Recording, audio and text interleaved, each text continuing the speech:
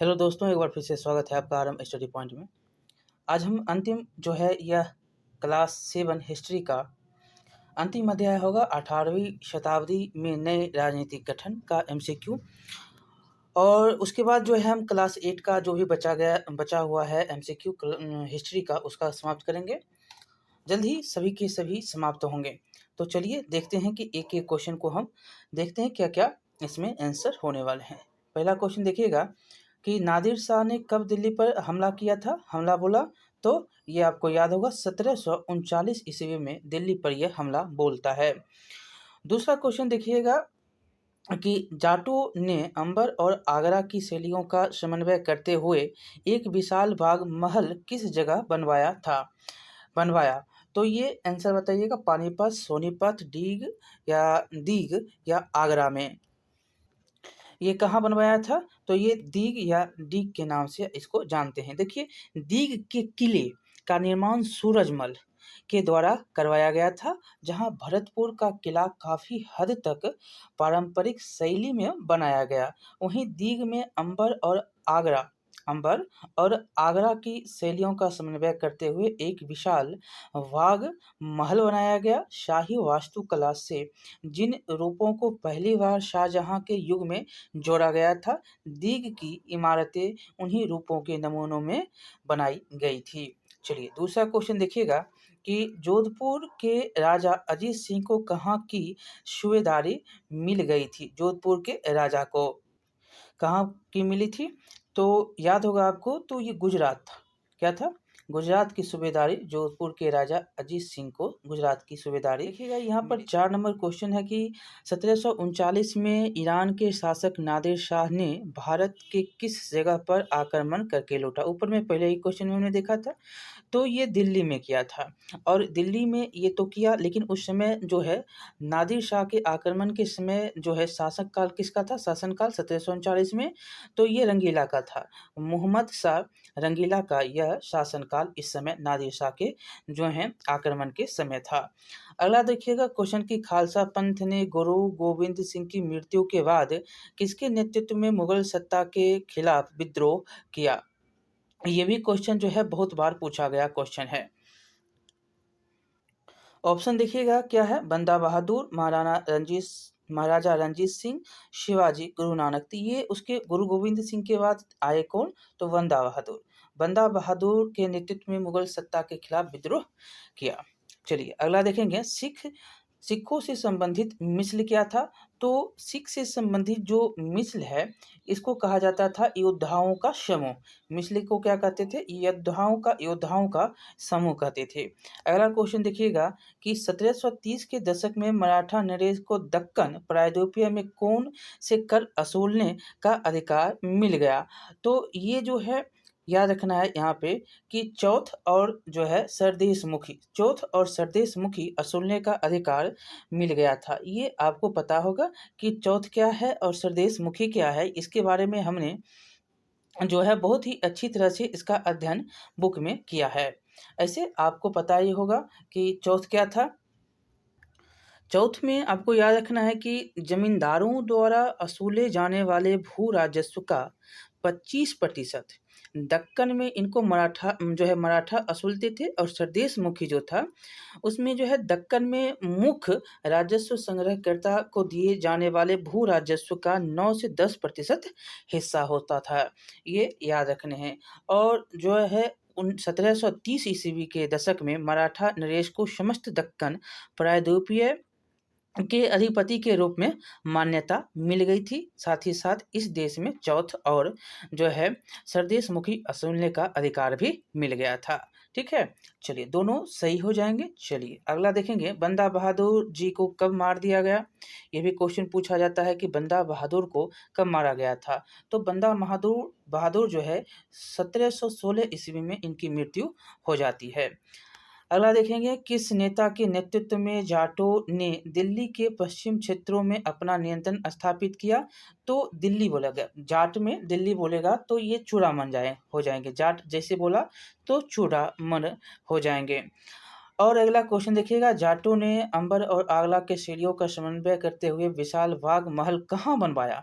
अब देखिए ये पूछ रहा है कहाँ पर बनवाया गया था, तो ये बनवाया गया था दिग में। ऊपर में भी हमने क्वेश्चन में पढ़ा था, दिग का ऑप्शन आया था दिग में।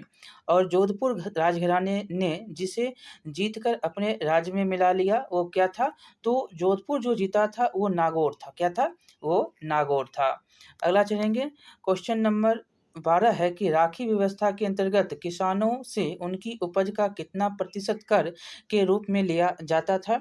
राखी व्यवस्था के अंतर्गत तो 20% जो है किसानों से लिया जाता था। अगला है कि राजा जयसिंह कहाँ के सूबेदार रहे।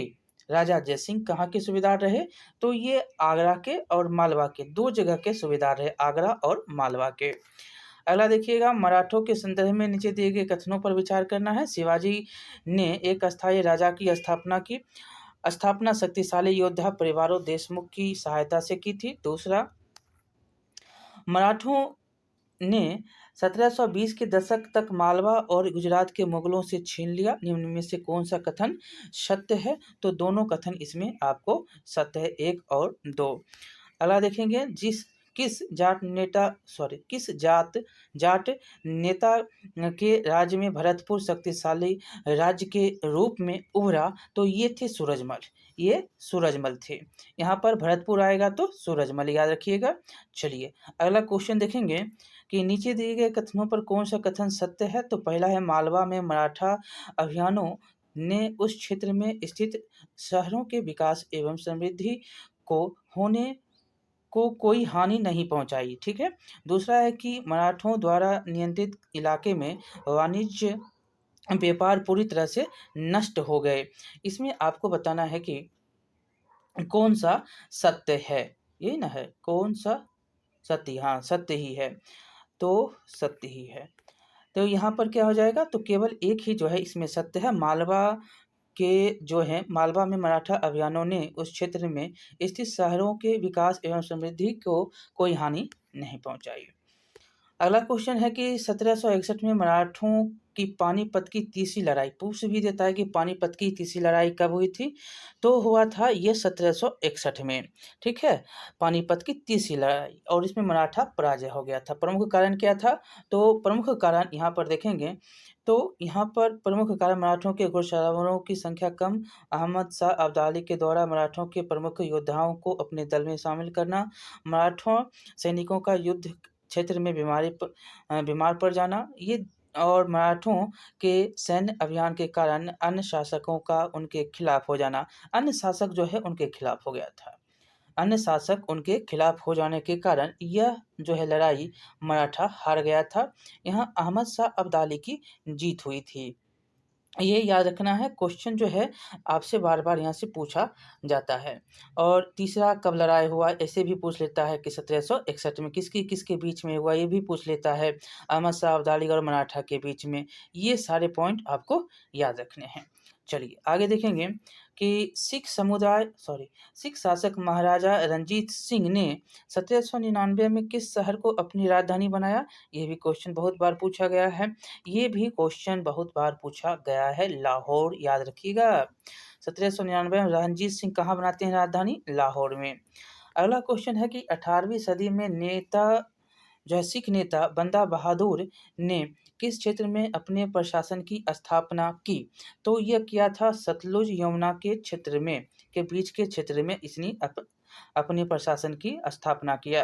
अगला क्वेश्चन, नीचे दिए गए कथन पर फिर से विचार करना है कि 1937 में बाजीराव प्रथम के नेतृत्व में दिल्ली पर धावा बोलने के बाद मराठा प्रभुत्व की सीमाएं तेजी से बढ़ी। दूसरा है कि मराठों ने उत्तर में राजस्थान और पंजाब, पूर्व में बंगाल और उड़ीसा तथा दक्षिण में कर्नाटक तक तेलुगु प्रदेशों को अपने साम्राज्य में प्रत्यक्ष रूप से मिला लिया। इसमें बताना है कि ये तो इतना करेगा तो पूरा राज्य ही उसके पास चला जाता है, ये तो किया नहीं, जीता दक्षिण को तो जीत नहीं सका। तो उत्तर में क्या हो जाएगा, तो उत्तर में सिर्फ एक ही हो जाएगा, और ये गलत है, बी नंबर, दूसरा नंबर गलत है, तो उत्तर केवल एक। अगला देखिएगा कि नादिर शाह ने जब भारत में मुगलों के ऊपर आक्रमण किया था, तब उसने किन क्षेत्रीय शक्तियों का सहयोग उसको मिला था? उसको मिला था किसका? तो उसको मिला था सिख का और मराठा का। मराठा और सिख का दोनों का जो है सहयोग उसको मिला था। तो इसमें क्या हो जाएगा? तो इसमें हो जाएगा 1 और 2। 1 और 2 देखेंगे तो ये 1 और 2 जो है इसमें उत्तर हो जाएगा, मराठा और सिख, जाट का नहीं। अगला है कि नीचे दिए गए कथन एवं कारणों पर विचार करना है। पेशवाओं की देखरेख में मराठों ने एक अत्यंत सफल सैन्य संगठन का विकास कर मुगल साम्राज्य की सत्ता को क्षति पहुंचाई। ये तो सही है, मुगल सत्ता की क्षति को पहुंचाता है। और दूसरा है कि पेशवा मुगलों के किलाबंद इलाकों से टक्कर लेकर उनके संसाधनों पर कब्जा कर लेते थे। ये गलत है, ये गलत है। संसाधन पर कब्जा नहीं करते थे। ये हो गया आपका सही 1 नंबर सिर्फ। तो कथन सही है, कारण गलत है। अगला देखेंगे कि नीचे दिए गए फिर से कथन कारण है। तो लोहार एवं वंजारी शिवाजी के साथ मराठों की सेना के मुख्य आधार बन गए। दूसरा है कि शिवाजी की मृत्यु के पश्चात मराठा राज्य में प्रभावित शक्ति से जो है शक्ति पेशवा मतलब प्रधानमंत्री के हाथों में रही। ये जो है एकदम, आप दूसरा नंबर देखेंगे तो एकदम सही है। ये तो प्रधानमंत्री मतलब पेशवा के हाथ में चला गया। लेकिन पहला लोहार बंजारा वाला गलत है, लोहार बंजारा वाले गलत है। तो सिर्फ 2 नंबर इसमें सही हो जाएंगे। अगला देखिएगा कि औरंगजेब के बाद मुगल उत्तराधिकारियों के सामने जो आर्थिक राजनीतिक संकट उत्पन्न हुए, उनके प्रमुख कारण क्या थे? तो इसके प्रमुख कारण आपको बताने हैं। जो औरंगजेब के समय, तो देखिए आपको पहला जो ऑप्शन है औरंगजेब का दक्कन में लंबी लड़ाई लड़ते हुए साम्राज्य के सैन्य और वित्तीय संसाधन की बड़ी मात्रा में खर्च करना। ये दक्कन ही चला गया दक्षिण की ओर लड़ने के लिए। इसको इतना चिढ़ हो गया पेशवाओं से, मराठाओं से, कि वो दक्कन चला जाता है और वहीं पर रहता है। दूसरा है कि प्रशासनिक कार्यकुशलता में कमी, जिसके कारण क्या हुआ? जिसके कारण सूबेदारों जिसके कारण मनसबदारों के शक्तिशाली वर्गों के बारे में केंद्रीय शक्ति सत्ता के लिए कठिन हो गया। और दूसरा है कि सूबेदार का अन्य सैन्य प्रशासन एवं राजस्व कार्यालय में नियंत्रण जो है कम होना। और चौथा है विभिन्न क्षेत्रों में होने वाले कृषक एवं जमींदारों के विद्रोह। इसमें से आपको बताना है कि कौन सा कथन जो है क्या है? जमींदारों कथन सत्य ही तो पूछ रहा था ना, कारण है, प्रमुख कारण पूछा। तो प्रमुख कारण इसमें 1 हो जाएगा जो औरंगजेब के दक्कन में चले जाना, दूसरा हो जाएगा प्रशासनिक वाला, और तीसरा जो है इसमें चौथा हो जाएगा विभिन्न जो है क्षेत्रों में होने वाले कृषक एवं जमींदारों का विद्रोह। ये तीनों कारण हैं जिसके कारण जो है यहाँ पर जो है उत्तराधिकारियों के सामने राजनीतिक और आर्थिक संकट उत्पन्न हो गया था। राखी व्यवस्था का संबंध किससे है? तो ऊपर भी हमने पढ़ा, राखी व्यवस्था का संबंध जो है यह सिख से है। किससे है? राखी व्यवस्था का संबंध सिख से है। जत्थों और मिसलों की संयुक्त सेना क्या कहलाती थी? जत्था और मिसल जो होता था उसको दल खालसा कहते थे, दल खालसा के नाम से जाना जाता था। और यहाँ पर आपको बताना है कि 3 राज्य के 3 प्रमुख संस्थापक हैं और कौन सा सुमेलित है। तो यहाँ पर 2 ही सुमेलित है, तीसरा तो गलत है। क्या है? निजाम हैं उल मुल्क, ये तो जानते हैं, निजाम उल मुल्क हैदराबाद बंगाल मुर्शिद कुली खां। 2 सही हैं और तीसरा गलत है। चलिए, तो इसमें 1 और 2 सिर्फ सही है। अगला चलिएगा, अगला है कि मुगल साम्राज्य के विघटन के बाद जिन 3 राज्यों अवध, बंगाल और हैदराबाद का उदय हुआ, उनके राजस्व मतलब कर वसूलने की कौन सी व्यवस्था अपनाई गई? ये भी क्वेश्चन जो है बार बार पूछा जाता है। तो ये इजारेदारी व्यवस्था थी, यही अपनाया गया। जमींदारी रैयत बारी तो ये अंग्रेज अपनाता है। चौथ कर सरदेशमुखी के संबंध में आपको हमने ऊपर भी बहुत ही अच्छी तरह से बता दिया है कि चौथ क्या था, सरदेशमुखी क्या था। तो ये मराठों का था। क्या था? ये मराठों का संबंध मराठों से था। नादिर शाह के आक्रमण के बाद किस अफगान शासक ने उत्तरी भाग पर 5 बार आक्रमण किया? तो यह अहमद शाह अब्दाली था। अहमद शाह अब्दाली था। अगला देखिएगा कि मुगलों के उत्तराधिकारी राज्य में कौन राज्य आता है? मुगल के उत्तराधिकारी राज्य में कौन सा राज्य आता है? ये क्वेश्चन पूछा जा रहा है। कौन आता था? तो ये आता था अवध वाला राज्य, अवध का। अगला क्वेश्चन देखिएगा कि बंगाल में स्वायत्त राज्य की स्थापना किसने की? ऊपर में हमने अभी तुरंत बता दिया, वो मुर्शीद कुली खान था। कौन था? मुर्शीद कुली खान। अगला क्वेश्चन देखिएगा कि सिखों के एक शक्तिशाली राजनीतिक और सैनिक शक्ति के रूप में किसने परिवर्तित कर दिया? तो वो तो गुरु गोविंद सिंह से, गुरु खालसा पंथ की स्थापना करने वाले। शिवाजी ने किस वर्ष स्वतंत्र राज्य की स्थापना की थी? शिवाजी तो ये स्वतंत्र राज्य की स्थापना 1674 में करते हैं। मराठा परिसंघ का मुख्य कौन था? तो मराठा परिसंघ का मुख्य पेशवा था। सभी जगहों का जो है मुख्य होता था, और ये मराठा में मतलब महाराष्ट्र में रहता था, पेशवा ही था, प्रधानमंत्री। यहाँ पर मिलान करना है। मिलान में बहुत ही इम्पोर्टेंट है, एक एक पॉइंट को आप जानते हैं, सिर्फ एक से एक मिलाना है, और बहुत बार यहाँ से क्वेश्चन पूछे गए हैं। ऊपर में हम सारे क्वेश्चन करते हुए आए हैं। ठेकेदारी प्रथा कहाँ था? तो ठेकेदारी प्रथा देखेंगे भू राजस्व प्रशासन, यहाँ पर भू राजस्व प्रशासन दे दीजिएगा। सरदेश मुखी क्या था? सरदेश मुखी ये मराठा, कहाँ पे है? मराठा, ऊपर में मराठा। और निजाम उल मुल्क क्या? तो निजाम उल मुल्क, तो निजाम उल मुल्क जो है हैदराबाद। और सूरजमल कहाँ? तो सूरजमल जाट। और 1707 में क्या हुआ? तो औरंगजेब की मृत्यु हो गई। 38 नंबर क्वेश्चन कि कर्नाटक के तृतीय युद्ध के संदर्भ में निम्नलिखित कथन पर विचार करना। 3 युद्ध होता है ना, 3 युद्ध होता है, प्रथम, द्वितीय और तृतीय। प्रथम जो होता है 46 से 48, 54 मतलब कि उसके बाद 49 से 54, और 54 मतलब तीसरा है 56 से 63। इसको सप्तवर्षीय युद्ध भी कहते हैं। पहला कब होता है? पहला होता है 46 से 48, दूसरा होता है कब? तो 49 से 54, और तीसरा कब होता है? तो तीसरा होता है 63 तक। कब से कब? 1756 से 63। इसको सप्तवर्षीय युद्ध भी कहते हैं।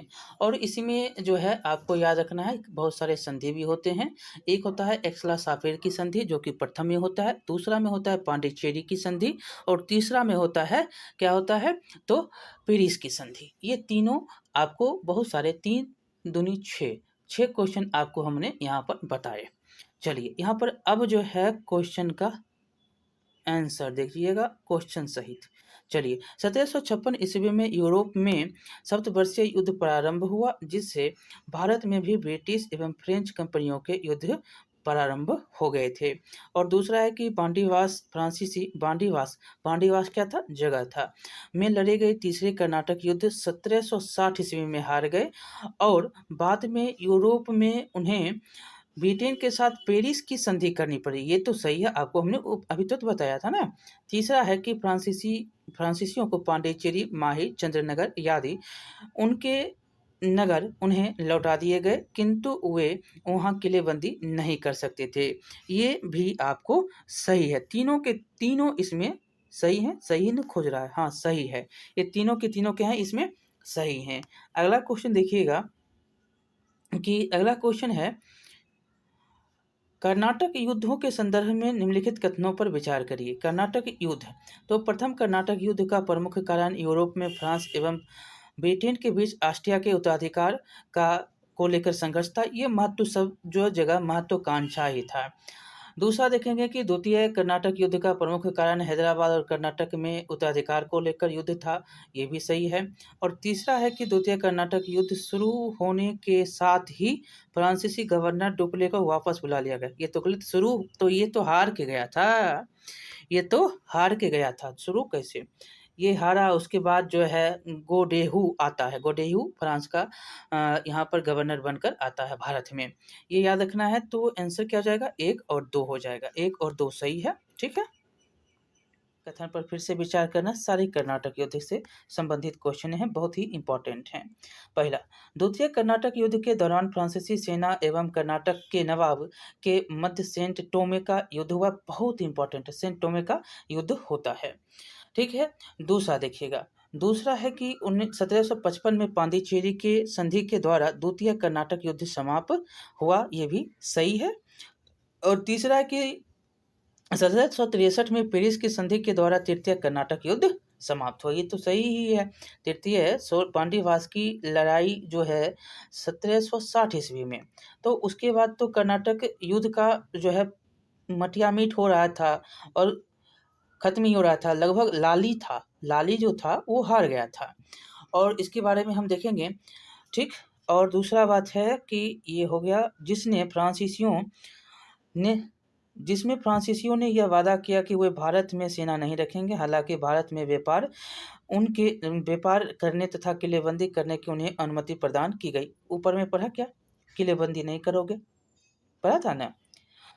चंद्रनगर ने जो है क्या क्या लौटाया गया था आपको याद होगा, तो यहाँ पर उसको चंद्रनगर, माही, पांडिचेरी ये सब लौटा दिया गया, लेकिन बोला किलेबंदी नहीं करना है, किलेबंदी नहीं करना है, समझ गए। इसमें क्या पूछा है, कथन सही नहीं है। इसमें पूछा है कि कथन कौन सा बताइएगा कि कथन इसमें सही नहीं है। तो देखेंगे बी 1 और 3, ये तो नहीं ही है, 1 और 3 नहीं है, और दूसरा नंबर कथन सही है। और हमने बताया भी कि ये जो है कथन गलत है, 1 और 3 दूसरा सही है। सेंट टोमे का युद्ध जो है कर्नाटक नहीं पहले में लड़ा गया था, ठीक है, पहला में। अगला देखिएगा कि दूसरे कर्नाटक युद्ध 1700, देखिए ये आ गया, 1749 से 54 का समापन निम्नलिखित में से किस संधि से। अब बताइएगा कि ये कौन सा संधि था। एक्सला-शाफेल का संधि पहला का था। दूसरा देखेंगे पांडिचेरी का संधि, पेरिस का संधि, अंबोर का संधि। ये क्वेश्चन जो है इतना लाजवाब है कि बार बार पूछा जाता है, बार बार ये क्वेश्चन जो है आपसे पूछ लेता है। तो बताइएगा कि इसका आंसर क्या हो जाएगा। तो इसका सिर्फ आंसर जो है पांडिचेरी का संधि हो जाएगा। पेरिस का संधि तो तृतीय था, पहला एक्सला-शाफेल की संधि थी।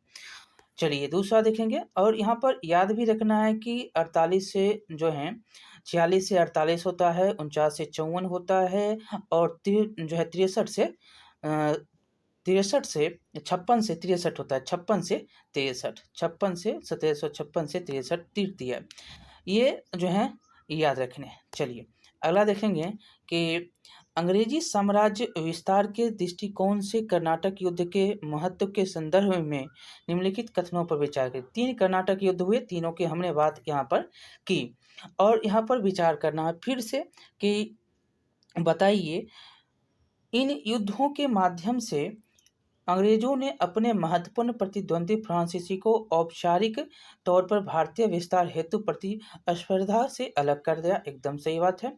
दूसरा है कि अंग्रेजों के द्वारा यह तथ्य समझ लिया गया कि भारतीय परिस्थितियों जैसे कि राजनीतिक एकता की कमी, उत्तराधिकारी का युद्ध, राष्ट्रीय चेतना का अभाव इत्यादि का लाभ उठाया जा सकता है, ये भी सही है। तीसरा है कि इससे यह सोच विकसित हुई कि यूरोपियन तरीके से प्रशिक्षित, देखिए आधुनिक हथियार से युक्त यूरोपियन सेना भारतीय राज्यों को पराजित कर सकती। ये तीनों के तीनों का देखिएगा। अगला क्वेश्चन, तीनों इसमें सही थे। अब है अगला कि कर्नाटक युद्धों तथा इससे संबंधित संधियों के संदर्भ में निम्नलिखित कथनों में से सही विकल्प पहचान करिए। पहला है कि प्रथम कर्नाटक युद्ध एक्सला-शाफेल, बहुत सही है, ये तो सही है। द्वितीय है पांडिचेरी, ये भी सही है। तृतीय है पेरिस की संधि, ये भी सही है। तीनों के तीनों कर्नाटक युद्ध के जो संधि हुए हैं ये आपको याद रखने। पहला जो संधि होता है कब होता है, पहला संधि होता है 1748 में, एक्सला-शाफेल की संधि। दूसरा होता है कब, तो जनवरी 1755 में, ये होता है पांडिचेरी की संधि। तीसरा होता है पेरिस की संधि, ये होता है 60 में, जो कि बहुत ही इम्पोर्टेंट है। यह मतलब 60 में बांडीवास में युद्ध हो रहा था, लेकिन ये संधि जो होता है 1763 में होती है। ये संधि आपको याद रखना है किसके साथ, ब्रिटेन और फ्रांसीसी के साथ पेरिस की संधि। पूछ देगा कब होगा, तो 1763 में होगा। बांडीवास की लड़ाई कब होती है, तो ये बांडीवास में जो लड़ाई होती है, बांडीवास की लड़ाई भी कहते हैं इसको, और यह जो है आयरकुट के नेतृत्व में, जो है अंग्रेजों के आयरकुट के नेतृत्व में लड़ा गया था। 1760 में जो है बांडीवास की लड़ाई के नाम से भी जाना जाता है। आपसे पूछा जाता है ये सारे क्वेश्चन, ठीक है। तो ये बांडीवास वाला याद रखिएगा 1760, और दूसरा याद रखिएगा पेरिस की संधि 1763, और तीसरा बात याद रखिएगा, पेरिस की संधि के बाद दूसरा संधि भी याद रख लीजिएगा, कब होता है, 1755 में, और पहला भी याद रख लीजिए 1748 में। ये सारे आपको याद रखने हैं। इस प्रकार से इसको यहीं पर समाप्त करते हैं, ठीक है। बहुत सारे क्वेश्चन हमने कर लिए, बहुत ही समय लगा होगा आपको, और देखे होंगे तो, नहीं देखे होंगे तो समय कहाँ किसको लगता है, सब बैठे रहते हैं। चलिए मिलते हैं अगले वीडियो में। बहुत बहुत धन्यवाद। लाइक करिएगा, शेयर करिएगा, सब्सक्राइब करना नहीं भूलिएगा। बहुत बहुत धन्यवाद।